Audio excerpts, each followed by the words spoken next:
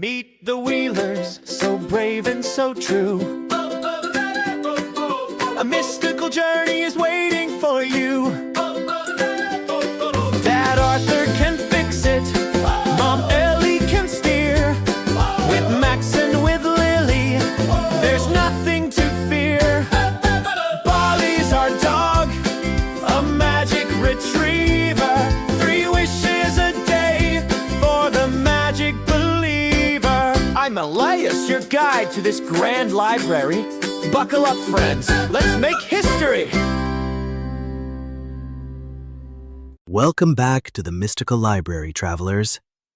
Shh, keep your voices down. I've just found a chapter that feels colder than the others. It's called The Hunt for the Spark. Usually, the Wander Wagon is a place of golden light and magic sneezes. But tonight, the shadows are stretching longer. Something has happened to Barley, and for the first time, the Wheelers find themselves in a world where the magic has simply stopped. When your greatest strength is taken away, what do you have left? The hunt is on, but the thief is faster than you think. Let's open the book and see if they can find the light before the dark closes in. The Hunt for the Spark, Chapter 1. The morning in Misty Hollow was far too quiet.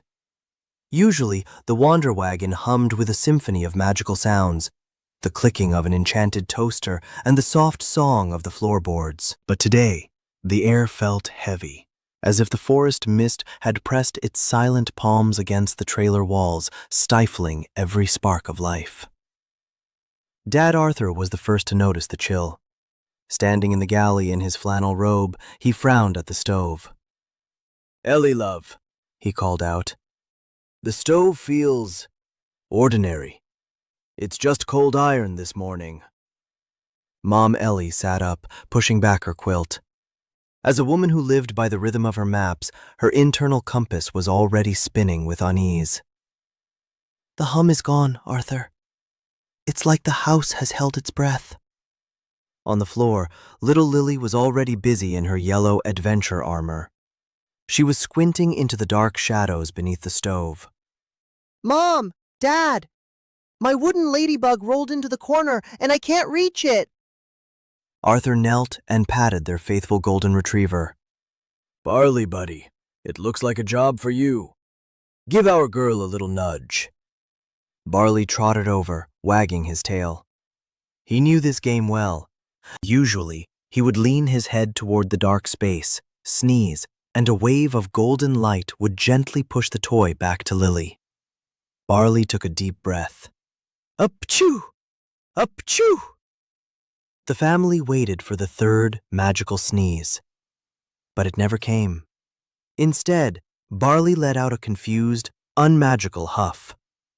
He looked at his paws in total bewilderment. "That's strange," said Max, climbing down from his bunk. "Is he out of wishes already? It's only 7 in the morning." Mom Ellie felt a knot of dread. She knelt and touched Barley's heavy golden collar. She gasped and pulled back. The metal, usually warm and vibrating like a purring cat, was ice cold. It was no longer bright gold, but dull, gray, and rusted. "The spark," Ellie whispered. "It's gone, Arthur. It's been extinguished or stolen." "Stolen?" Arthur echoed in disbelief. "Inside the wagon? Nothing gets past our door seals." But Max was already pointing toward the floor. "Look at the vent, Dad." A faint trail of shimmering purple dust led away from the air vent, marked by tiny, glowing footprints no bigger than a coin. Near the door handle, a single tuft of electric violet fur was snagged on a nail. Arthur's face hardened. He reached for his leather tool belt and flashlight. "Ellie, grab the compass. Max, Lily, boots on. We aren't waiting for the magic to return. We're going into the hollow. Nobody steals the light from a Wheeler and gets away with it." The Hunt for the Spark, Chapter 2. As the reinforced door of the Wander Wagon creaked open, the family stepped into the world of Misty Hollow. The air hit them like a cold blanket. Usually, Barley's collar created a warm, protective bubble around the trailer where mosquitoes didn't bite. But today, that bubble had burst. The fog was so thick, it looked like gray wool snagged on gnarled oaks. These trees weren't like friendly pines. They were giants with bark like wrinkled skin and roots twisting above ground like sleeping snakes. "Stay close," Dad Arthur commanded, clicking on his flashlight. Usually, this light could cut through a mountain, but today the beam was yellow and weak. "It's just batteries and luck now." Mom Ellie pulled out her living map. Usually, the parchment would hum, sprouting 3D ink trees and showing the heartbeats of nearby creatures. But the map was as silent as a grave.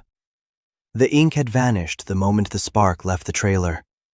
It was just a piece of old, cold leather. Ellie felt a pang of frustration, but didn't let it show. "We don't need ink to tell us where we are," she said, her voice regaining its strength. She noted the moss on a birch tree and the east wind bringing the scent of the high peaks. With a piece of charcoal and a scrap of birch bark, she began to draw a map by hand. No glowing ink, just the raw knowledge of a woman who knew the earth. "There he is," Lily suddenly squealed, pointing toward a twisted branch of a black willow. A tiny creature, no bigger than a kitten, was perched on a limb. It had violet tufted ears and a tail like a plume of smoke. In its clawed paws, it held a glowing golden sphere. The spark. It pulsed with a rhythmic, fading light, like a trapped sun trying to escape. "The Flicker-Sprite," Mom Ellie whispered. "They are the magpies of the spirit world. They can't resist anything that glows." The sprite let out a melodic laugh that sounded like silver bells falling on glass, waved the spark mockingly, and vanished into a thicket of thorns. "Hey, bring that back!" Max shouted, but his phone and drone remained dead. "We're flying blind, Dad." "We aren't flying, son. We're tracking," Arthur replied. "Mom Ellie, lead the way. Max, look for purple fur. Lily, listen for that laugh." The family plunged into the thicket. Without magic to part the branches, thorns caught on their clothes, but they stopped looking at screens and started looking at the world. Ellie knelt to examine bent grass and purple smears on the rocks. "He's heading for the Whispering Gorge," she noted. "Wait," Max whispered, picking a strand of violet fur from a twig. "He's losing his coat. He's nervous. We're gaining on him." The forest grew narrower as they entered the labyrinth, a place where many got lost. But the Wheelers weren't just travelers. They were a team. The Hunt for the Spark. Chapter 3. The deeper the Wheeler family ventured into the Labyrinth of Whispers, the more the world seemed to turn into a black and white photograph. Vibrant greens faded into charcoal gray, and the sky was swallowed by an interlocking canopy of moss-covered branches. "The air's getting heavier," Max whispered, resting his headphones around his neck. For the first time, he wasn't listening to a digital beat, but to the forest. "It's like the sound itself is being eaten by the trees." Mom Ellie nodded, her charcoal pencil scratching a line across the birch bark map. "That's the labyrinth's defense, Max. It tries to confuse your senses. But look at the mud. The sprite is hopping, but he's getting tired. His footprints are getting deeper." Suddenly, a mocking giggle echoed from a cluster of jagged rocks. High above, perched at the mouth of a narrow cave, stood the Flicker-Sprite. In the gloom, the spark in his paws looked like a captured star. The sprite tilted his purple head, stuck out a tiny blue tongue, and retreated into the depths of the cave. "If we just run in, he'll slip through a crack and we'll lose him forever," Dad Arthur said, laying his heavy tool belt on a flat stump like an altar of engineering. "We need to stop thinking like hunters and start thinking like builders. He's fast, but he's greedy for shiny things and sweet smells. Arthur's hands moved with instinctive memory. He didn't have a stasis field or a gravity trap. He had a roll of fishing line, 2 springs salvaged from a broken toaster, an empty bean tin, and a small jar of peanut butter Lily had tucked into his pocket. Max, I need those flexible willow branches. Mom Ellie, I need a steady hand to tie these knots, Arthur commanded. We're building a mechanical snatcher.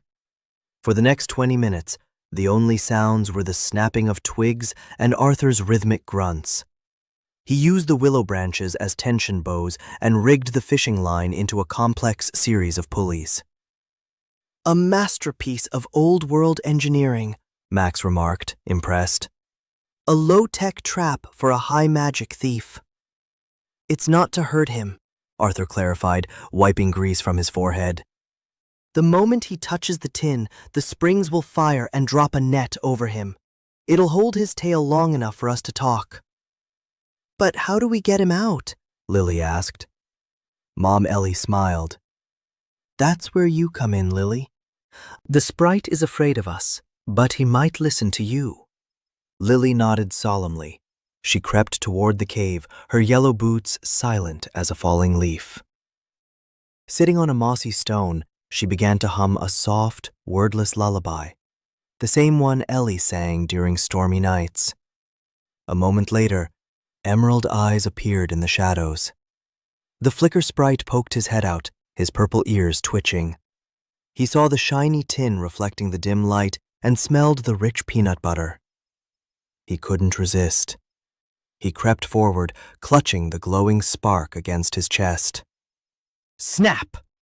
The willow branches released with a whip crack. The fishing line hummed. The tin dropped, and a woven net of vines pinned the sprite's fluffy tail to a patch of moss. The sprite let out a cry of surprise, a sound like 1,000 tiny bells. He wasn't hurt, but he was firmly anchored. As the family stepped out, the sprite looked at them with wide, terrified eyes, trembling as he hugged the spark even tighter. It's okay, little one, Lily said, her voice like velvet. We didn't come to fight. We just want our friend's light back. The Hunt for the Spark, Chapter 4. The Flicker-Sprite was frozen in place. The tin can trap had worked perfectly, its mechanical spring holding the net firm over his long violet tail. He looked like a captured shadow, his emerald eyes darting from Dad Arthur to Mom Ellie and finally settling on Lily. He clutched the spark so tightly that his tiny claws turned white. He's trembling, Lily whispered, stepping closer. The ground was cold and damp, but she didn't feel it. Her focus was entirely on the creature. He's not trying to run anymore. He's just terrified of the dark. Mom Ellie knelt beside her daughter, placing a gentle hand on her shoulder. Sprites like him live on the edges of our world, Lily. They are drawn to light because, without it, they feel like they don't exist. He didn't steal the spark to be mean.